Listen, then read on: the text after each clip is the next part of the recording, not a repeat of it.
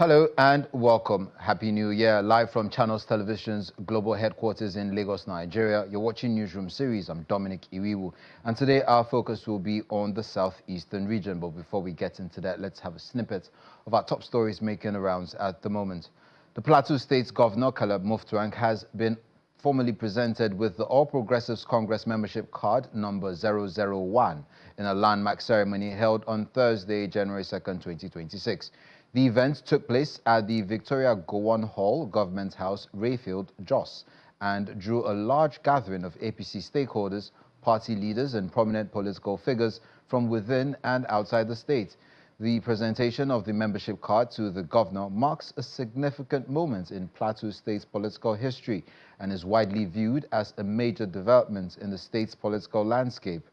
The ceremony underscored the growing influence of the APC in the state and set the tone for renewed political realignments ahead of future engagements. Party leaders and supporters at the event described the development as historic, as it signals a new phase in Plateau State's politics.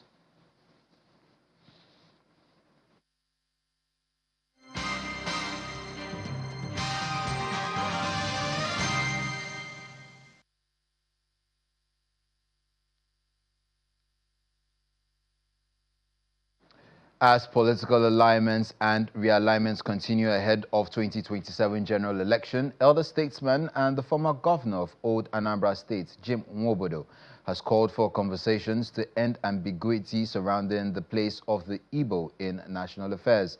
He made this known when he received the Enugu State Governor, Peter Mba, and Senator Orji Uzor Kalu at his home in Enugu, where the leaders held strategic discussions on the position of the Igbo people in Nigeria's political arrangement. According to him, the Igbos should not celebrate symbolic or cosmetic inclusion, but must have a clearly defined and respected place in the country's power structure.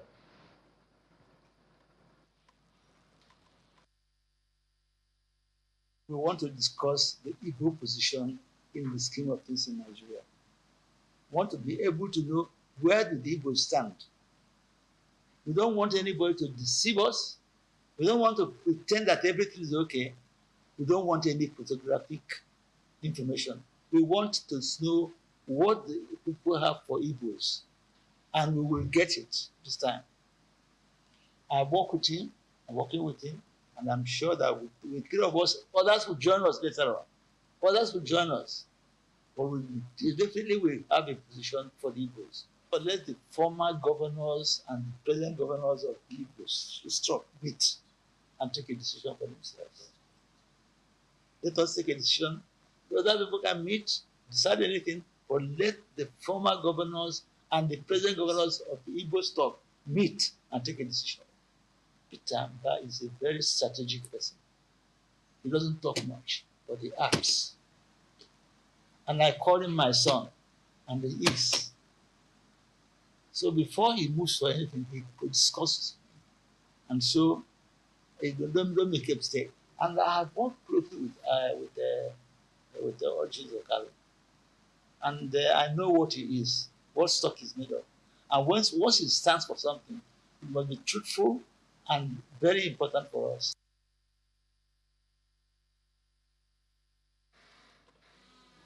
For both Governor Peter Mba and Orji Uzor Kalu, there is a need to remain with the APC as they reject division and forge a united front.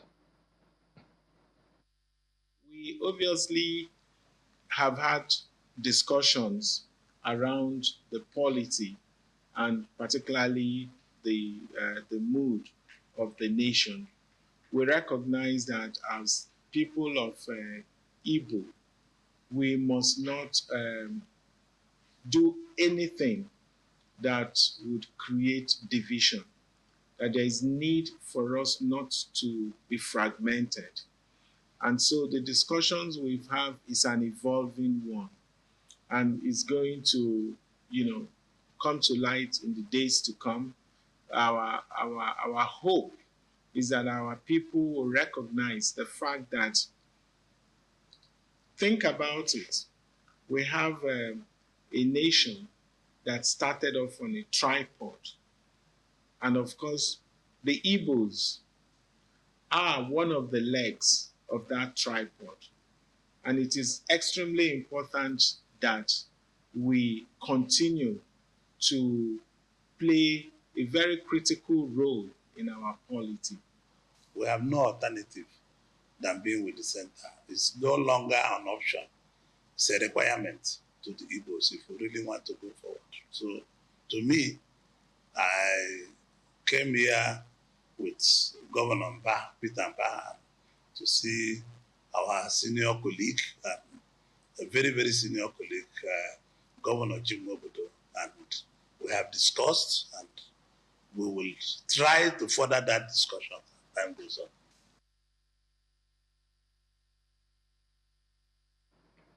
The Imo State's Governor, Hope Uzodinma, has declared 2026 a defining year of economic harvest, assuring residents that investments made over the past 5 years of his administration will now translate into real benefits for Imo people.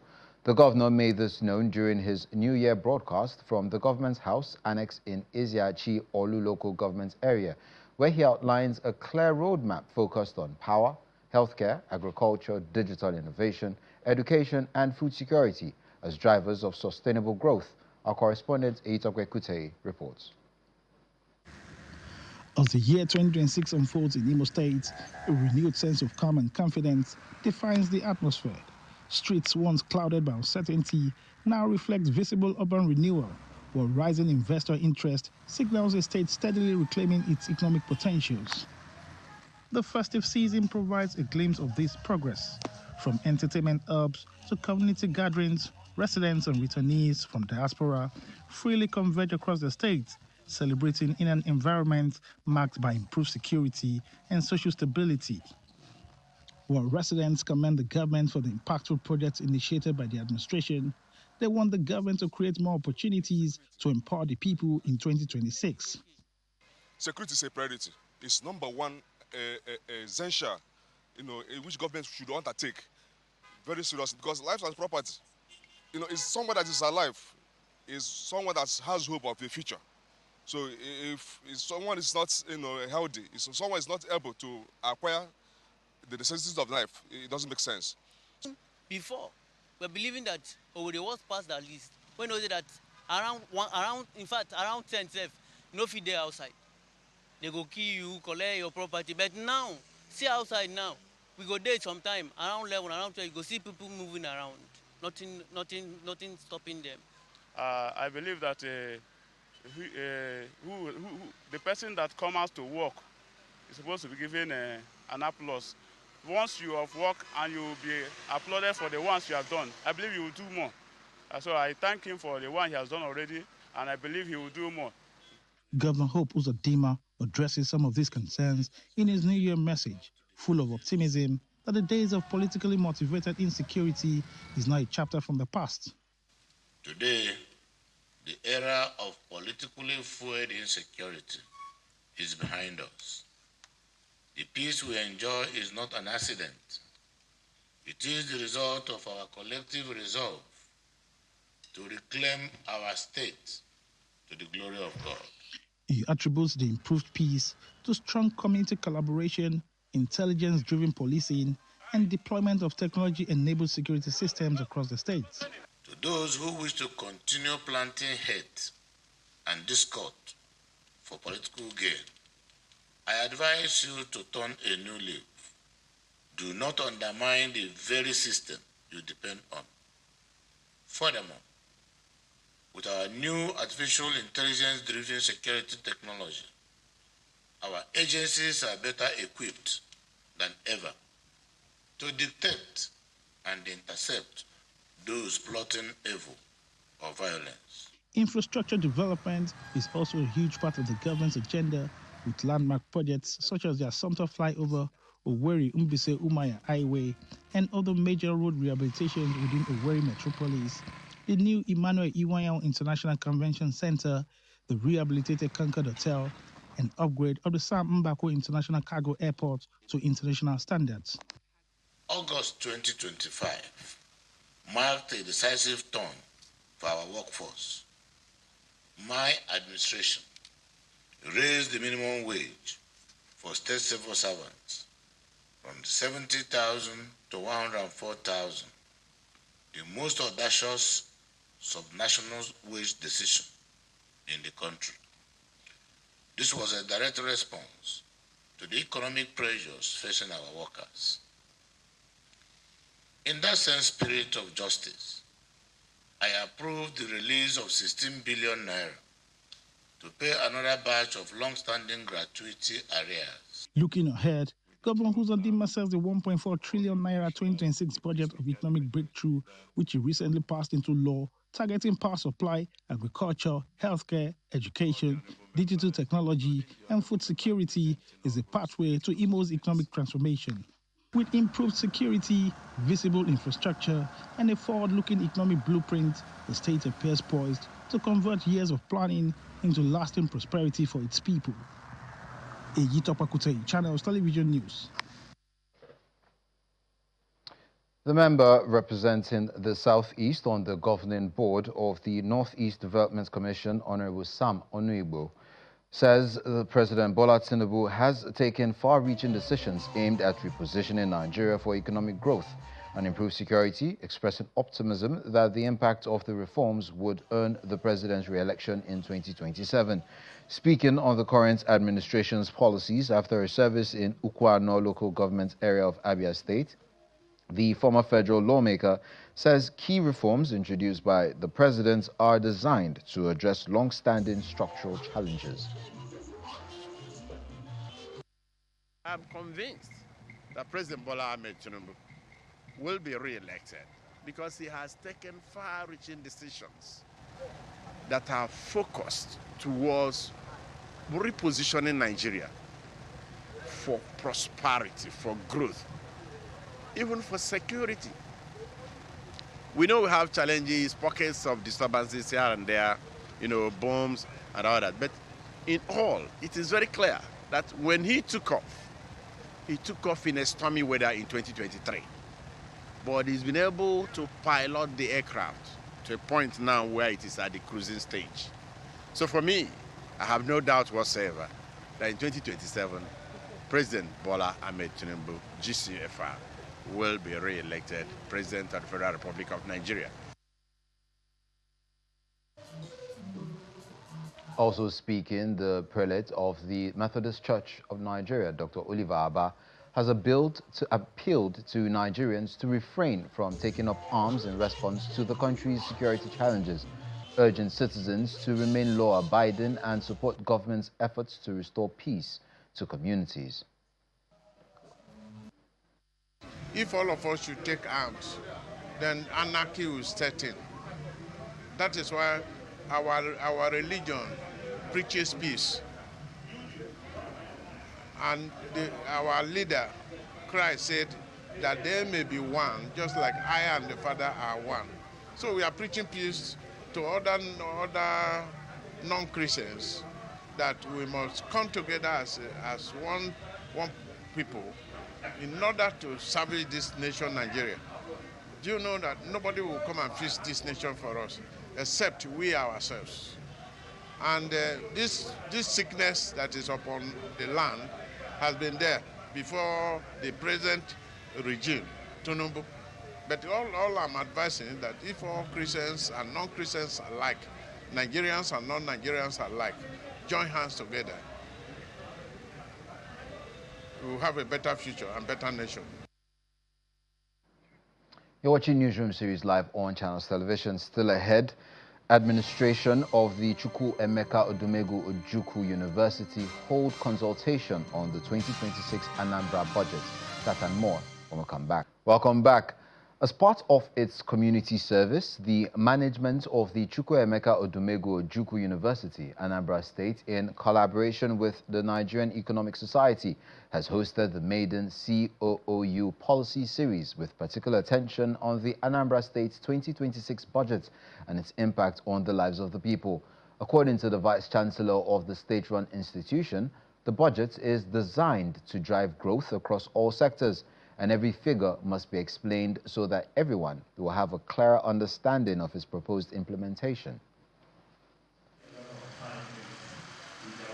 It is a maiden edition of the Chukwuemeka Odumegwu Ojukwu University Policy Discourse series, and the focus is on the subnational budget and public policy realities, understanding the fiscal choices in Anambra State 2026 budget. In attendance are representatives from banks, Nigerian Economic Society, ICANN, academics, policymakers, professionals, civil society organizations, students, and the media. The Vice-Chancellor and Chief Host sets the tone for the event. Today we are focusing on Governor Soludo's 7.9 billion 2026 budget proposal. What does it mean for Anambra? How does that affect the ordinary man or woman selling Oba or Akara in the store? So what we are doing today is part of the community service to the people. It is part of our enlightenment obligation. If we are called Mahadu, we should be able to lead and be able to explain to ordinary man or woman things that they find a little bit confusing. This program is to examine contemporary budget issues and suggest practical solutions for institutional and societal development. And the lead paper presentation by Professor Uzochukwu Amakom of the Development Economic Department at the University of Nigeria, Nsukka, urges the government to set its priorities right to be able to deliver on the contents of the budget. Heavily weighted towards capital expenditures, so 79% of them are capital expenditure. We will look at it later. There are 5 pillars in that budget. Continued investment in one, security, law and order, infrastructure, economic transformation, and human capital development. Chairman of the House Committee on Finance and Appropriation in the State Assembly sheds more light on the budget processes that involve community participation. You see, that was a policy of the previous administration. This time around, this present action prefers to do it through community charter of demand. Communities will present what they want to the Ministry of Economic and Budget and Economic Planning, who will now capture it in the state budget. And such budget will be presented to the House. And that is why we, as representatives of the people, we now look at those, because we come from various communities. We have 30 members that represent the entire 179 communities. It is for us to make sure that those projects chosen by those communities are captured in the budget. Anambra State Commissioner for Budget and Economic Planning hails the initiative, which he believes will serve as a catalyst for societal inclusion and progress. Budget is not just numbers. We are not in any competition with any state. Budget is development. It's something that needs to be done with a lot of deliberate effort. So I think what came through today is just trying to understand that once you see a state publish their budget, what to look out for. How do you understand about what do you look out for? What does Anambra State budget even mean? So today is an exciting day for everyone who cares. This initiative reflects the commitment of COOU towards transforming academic knowledge into actionable ideas and creating new opportunities for staff and students to engage with government policies towards positive outcomes for the society.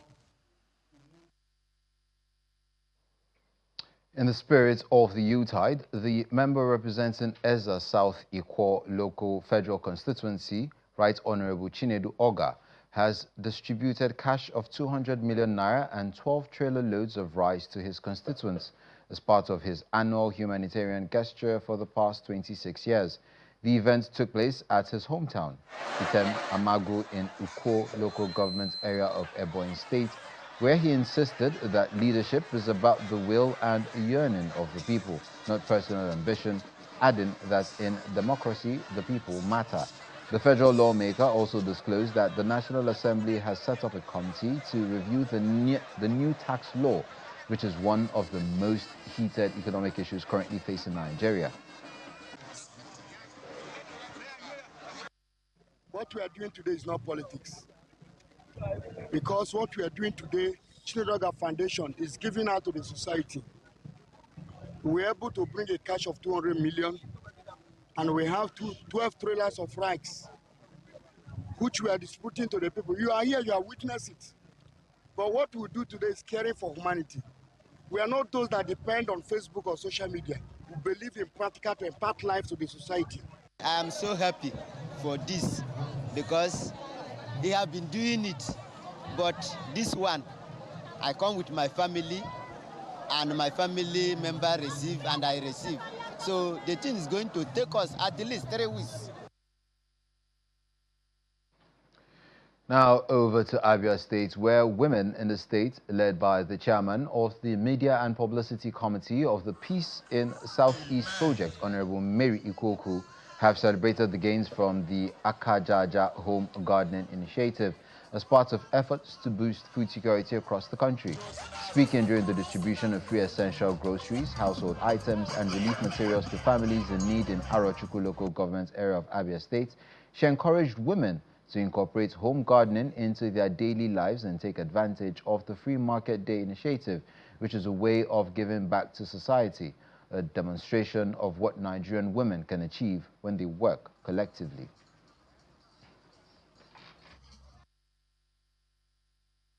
We said that after farming, what do? We have sold some, we've made some money, we have also eaten from the farm. We feed our families, most of these women, from that farm. These are women that are not waiting for anybody to come and give them handouts, somebody to come and dash them. They decided to farm with their hands and made their hands aja aja. And that's how the name Aka Aja Aja. Good. So, end of the year, all the yam, cassava, and all the things in the farm, we said, what can we do for this Christmas? And the idea came that we can do a free Ukwo market. So this market we are here for today is a way of celebrating our harvest. It's a way that we want to give back to the society and our community, and a way to say thank you, Jesus. Anambra State's Governor, Professor Chukwuma Soludo, has joined men and women of goodwill in their thousands to pay homage to the traditional ruler of Nnewi, Igwe Kenneth Onyeneke Orizu, during his historic Ofala festival in Nnewi, Anambra State. The monarch, celebrating 62 years on the throne and his 100th birthday, is being honored by traditional rulers, dignitaries, sons and daughters of Nnewi in Nigeria and abroad. The governor, while celebrating the monarch, wishes him a more peaceful life in good health and strength, and draws the people's attention to healthy living and maintenance of discipline as to what can bring about such stress-free longevity of the traditional ruler, aside from God's grace and favor in his life. All roads lead to the industrial city of Nnewi, Anambra State, for the historic Ofala Nnewi Festival, which is significant at this time as a double celebration for the traditional ruler, Igwe Kenneth Orizu, who is marking 62 years on the throne, making him the longest reigning monarch in Anambra State for his centenary birthday in good health. The event starts with a church service in his honor. The Ofala Festival, which takes place at the Igwe's Palace, showcases the rich culture and tradition of the people of Nnewi, and also attracts traditional rulers, dignitaries, sons and daughters of Nnewi from across Nigeria and in the diaspora, reaffirming Nnewi's love and respect for their heritage and enduring monarchy. He's a man who values a good society, a man of peace, a man of character.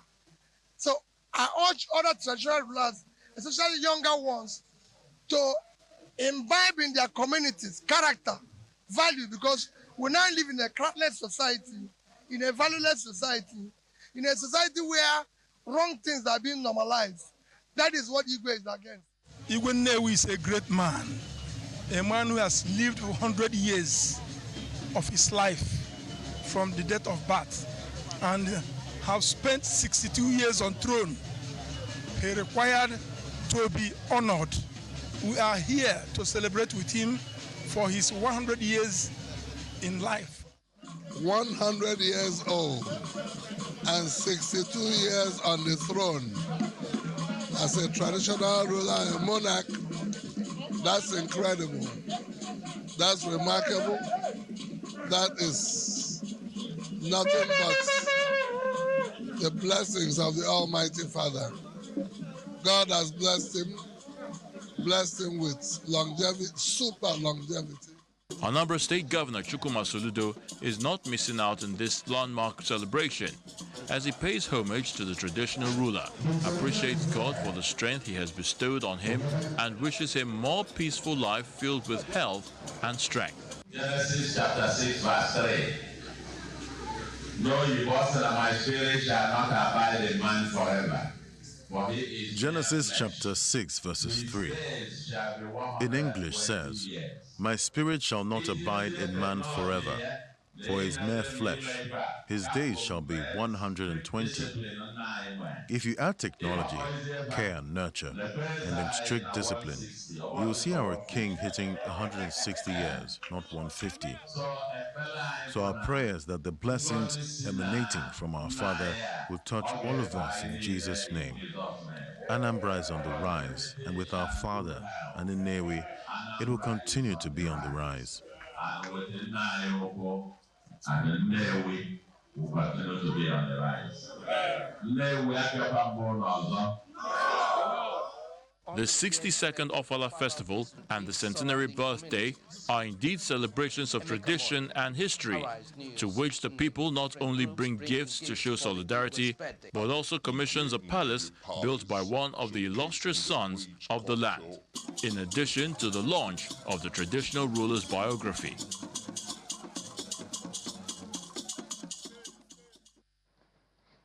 And that's where we drop the anchor on this edition of Newsroom Series. I'm Dominic Iwiwu. Enjoy the rest of your day.